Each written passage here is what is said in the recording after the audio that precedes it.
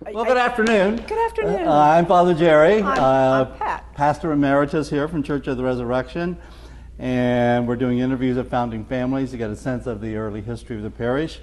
And on this specific date, July 12th, 2023, we are 40 years old to the actual day and date from 1983. So, may I ask your name, please? My name is Pat Washington. And when did you move into the northeast part of Franklin County or south? In 73. 73. Yeah. So what parish were you in at that location? St. Matthew's. In Gahanna. In Gahanna. Mm-hmm. So were you active down in St. Matthew and Gahanna?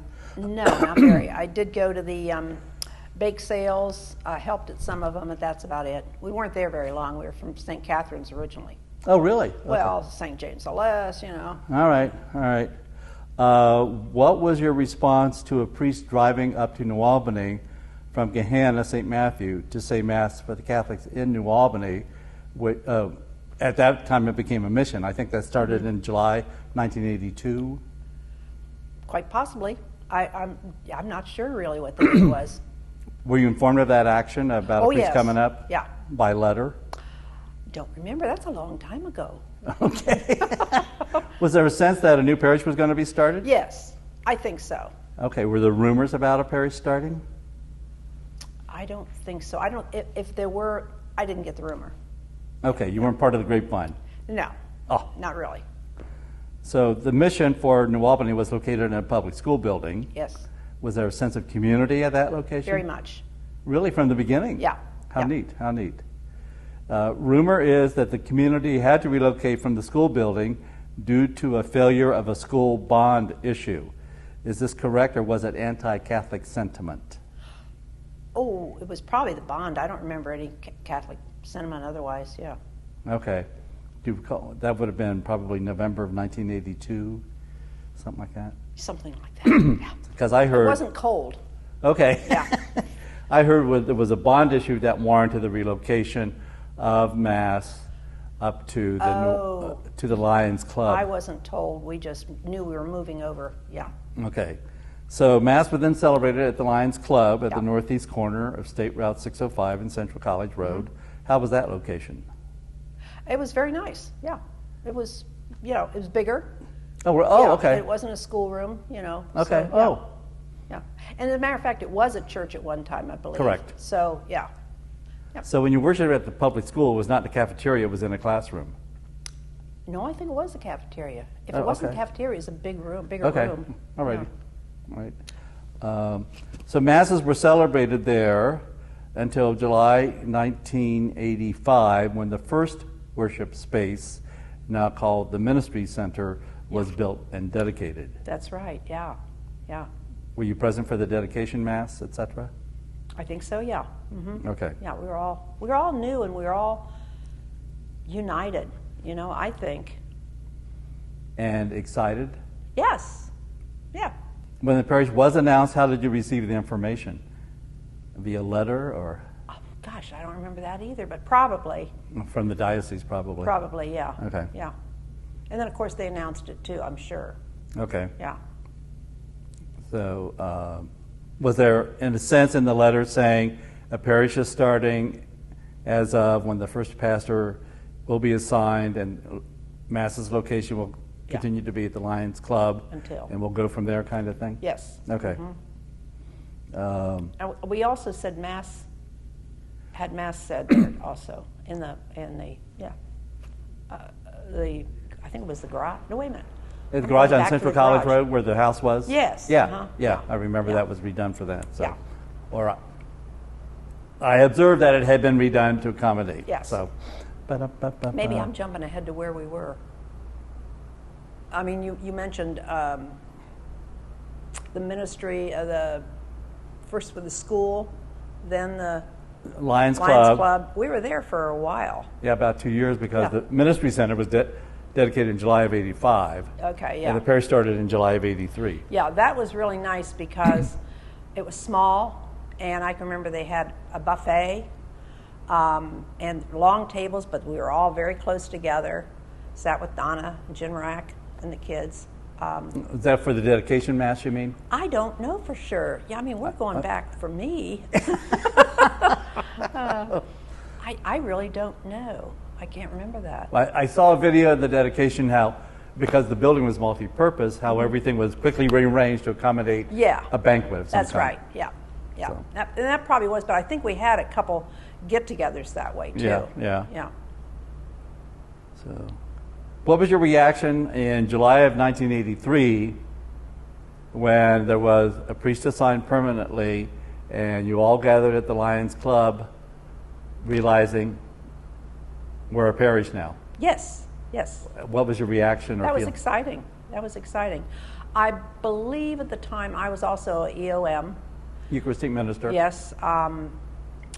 And my son Steve was a choir boy, altar boy. Yeah. Okay. And Bud Pylon played the organ. Sometimes not beautifully, but he gave it his all. Yeah. Yeah. And we just all became very good friends, really. Were you anxious to get involved? Yes. Yes. Everybody else was too? Yeah. But did you know anybody before you gathered? No, my kids pointed out Donna Rack to me. I didn't know Bud and Pat Pylon. I really didn't know very many people. Madeline Peters, I believe, because she was at St. Matthew's. Yeah. And that's really about all. Okay. Yeah. Were you willing to sacrifice financially to build a worship facility? Oh, yes. Yeah. Your multi-million-dollar contribution, I'm sure. Yeah, right. Back then, a couple pittance, you know. In response to where we are today in terms of the parish, the city of New Albany, any observation? Well, back then we knew everybody. I mean, in our parish. Yes. And we were very a close community. We knew everybody. We had a good time together. And here, I'm lucky if I find 5 people at a mass I go to that I know, but we've lost a few. Yes. You know, and of course COVID didn't help. But Yes. there, so many people came in so fast that you just didn't get a chance to know them all. Yes. But we did wear name tags, and that helped a lot. We were encouraged to greet people at the door, and once or twice, if I wasn't at the door, I was told, get the door and say hello, you know. Oh, neat. Yeah. So, yeah. Excited to be a member of a new parish. Yes, I was. I was asked to be in charge of cleaning the church, and that was an experience because I had to get at least 5 people per week to come clean the church, and generally it was families. Okay. The Lovells were involved. I forget some of their names, but everybody just did.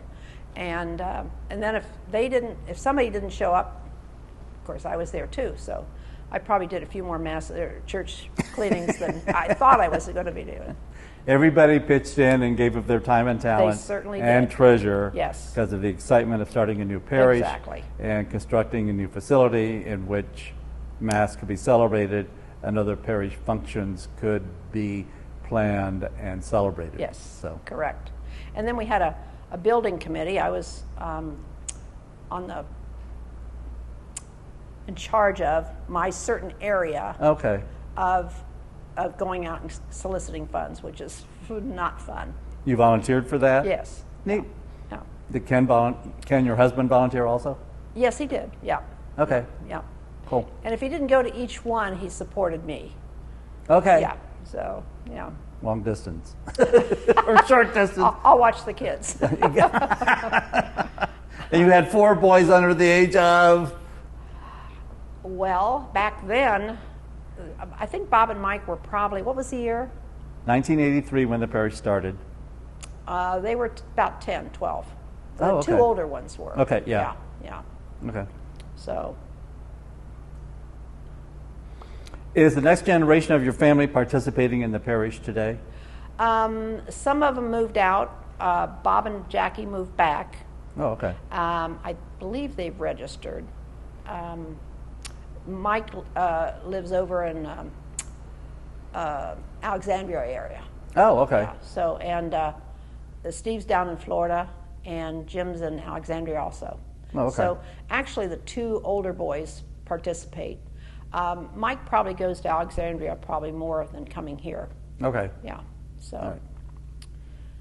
My own personal memory is I was invited to help at a reconciliation service up at Lions Club, Yes. either in Lent of 84 or Advent of 84.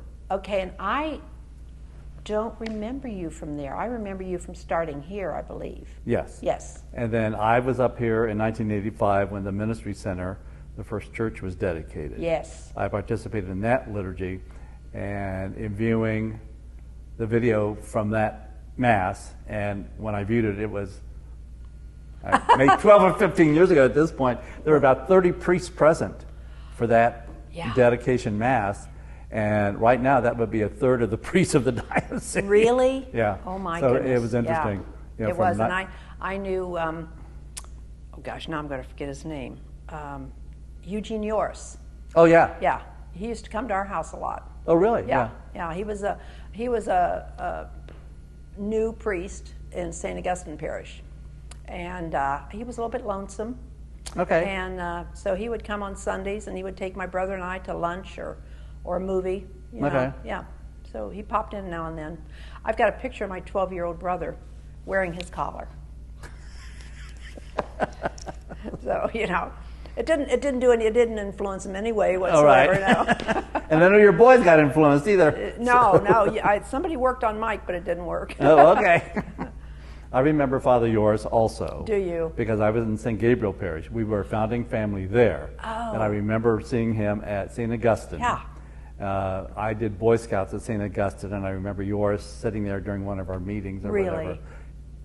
In those days, in the late 50s, there weren't too many things for priests to do, fortunately. Oh. So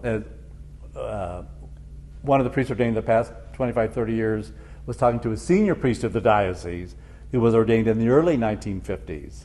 Okay. That senior priest said he had 2 meetings a month.